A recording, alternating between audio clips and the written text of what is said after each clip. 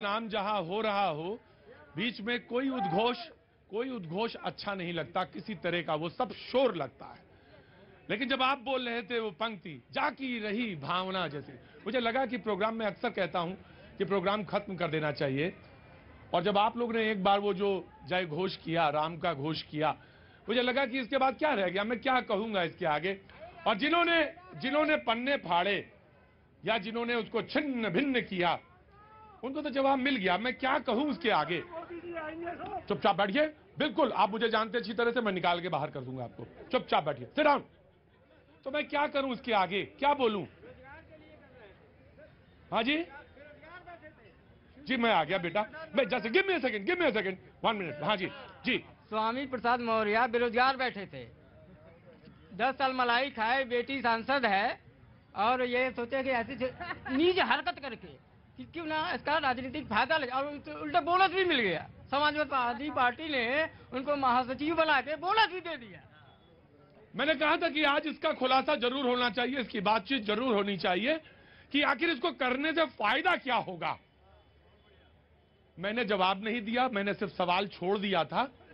जवाब कहां से आया? उधर जनता से आया, उधर से आ गया।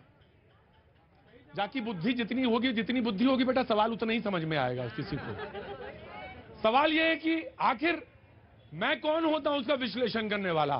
मैं तो शो कर रहा हूं, मैं एज ए जर्नलिस्ट, मुझे ये जब कोई कहता है कि आपको रामचरितमानस के पन्ने फटते हुए दिखाई दिए, आपको वो बाबरी मस्जिद गिरती हुई नहीं दिखाई दी थी, किसी ने बोला, जनता से ही बोला, और मैंने सुना उसको, और मैंने कहा उन्हीं की पार्टी के सबसे वरिष्ठ नेता ने उस दिन क्या कहा था। लेकिन आप किसी की आस्था को छिन्न भिन्न करें, इसकी इजाजत आपको कतई नहीं है। मैं 1 by 1, क्योंकि टाइम बहुत ज्यादा निकल गया, और जो उद्देश्य था उनका, हमसे अच्छा, इनसे अच्छा आपने बता दिया। क्या नाम है आपका? रूपेंद्र सिंह। कहां से रहना है? उत्तर प्रदेश में? गोरखपुर। गोरखपुर।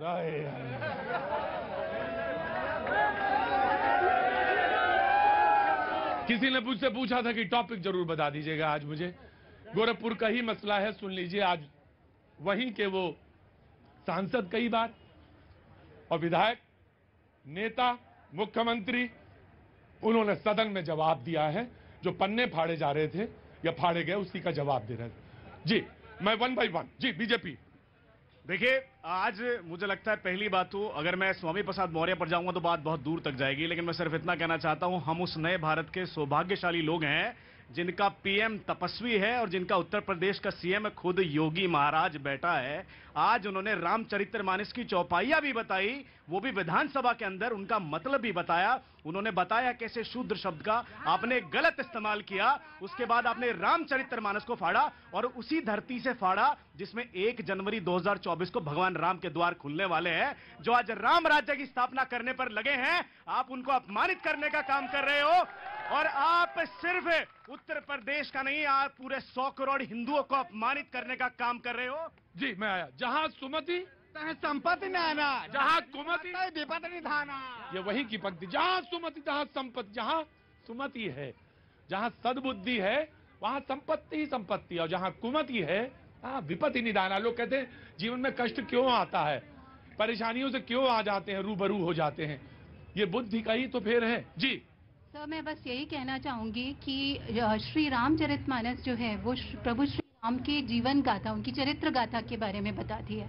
वो ये बताती है कि प्रभु श्री राम का जीवन किस तरह प्रेम, त्याग और सहिष्णुता से परिपूर्ण रहा है, और उनके जीवन को का अनुसरण करके हम किस तरह से एक सकारात्मक जीवन जी सकते हैं। तो जिन्होंने रामचरितमानस को फाड़ा है, स्वामी प्रसाद मौर्य, वो ये पूरा का पूरा मुद्दा ये बताता है कि वो कितने असहिष्णु है, उनकी क्या मानसिकता है, और वो एक प्रमुख समुदाय को प्रसन्न करने के लिए वो किस तरह से मानस के सभी लोगों के जो आदर्श हैं प्रभु श्री राम, उनको किस तरह तहस नहस कर सकते। क्या नाम है आपका? प्रियंका। आप मुझसे, मैं इतना सुंदर नहीं बोल सकता जितना सुंदर आपने प्रियंका बोला। क्या क्या काम करती हैं आप? मैं एक कंटेंट राइटर हूँ। कंटेंट राइटर हैं, इतना अच्छा बोला प्रियंका ने। और जिन्होंने, आपने बोलते बोलते एक वाक्य बोला कि किसी एक वर्ग को प्रसन्न करने के लिए, भाई ने बोला कि राजनीति को ऊपर करने के लिए। अरे, और मैंने एक वाक्य बोला था, वो जो हमारे पुरखे, हमारे पूर्वज जो Fiji, Suriname, West Indies, Africa जा रहे थे, तो इसी रामचरितमानस की पोथी लेके जा रहे थे कि मेरी आस्था कम से कम बची रह जाए। आस्था से मतलब सिर्फ धार्मिक होना नहीं होता मौलाना, आस्था से मतलब सिर्फ धार्मिक होना नहीं होता, आस्था से यह मतलब होता है कि हम जीवंत रहें। पेड़ तो काफी है, लेकिन अगर पेड़ पे चिड़िया नहीं बैठती है तो वो जीवंत नहीं होता। पेड़ तो बहुत हैं, ठूठ होगा, लेकिन जब ठूठ पर भी चिड़िया बैठ जाती है तो जीवन छू लेता है उसको। ये मतलब हुआ। ये जी जनाब प्रेम कुमार जी। देखिए, सदन से जब मुख्यमंत्री बोले तो हम अपेक्षा रखते हैं कि समस्याओं का समाधान मिलेगा। चर्चा तो इस विषय पर हम बहुत दिन से कर रहे थे, ये चर्चा पर विराम कैसे होगा? देखिए, रामचरितमानस की बात है, मध्य युगीन ये साहित्यिक कृति है, सम्मानित है, और उसको और आस्था का केंद्र भी है। इसको कहने में कहीं कोई संकोच नहीं होना चाहिए। नहीं, ऑफ कोर्स ये वांट टू ऐड, कुछ करना चाह रही थी जी, बोलिए। वो हमारा धर्म ग्रंथ है, कोई साहित्यिक कृति नहीं है, कोई मनोहर कहानियां नहीं है जिसको आप साहित्यिक कृति बोल रहे हैं। साहित्यिक कृति प्रेमचंद की है, जयशंकर प्रसाद की है, महादेवी वर्मा की है, लेकिन तुलसीकृत रामायण, रामचरितमानस, श्री रामचरितमानस हम लोगों के धर्म का ग्रंथ है। और आपको ये साहस नहीं पैदा करना चाहिए कि आप हमारे धर्म के ग्रंथ के बारे में आप एक सिर्फ साहित्यिक कृति है, पुस्तिका, और यही बात स्वामी प्रसाद मौर्य कह करके उसको जला देते हैं और कहते हैं कि एक साहित्यिक कृति है। क्या रोली तिवारी, मैं आपको प्रेम कुमार जी की बात का एक सही कर देता हूं। वो साहित्य की दृष्टि से अगर तुलना की जाएगी उसकी ग्रंथ की, तो भी वो अतुलनीय है, तो भी।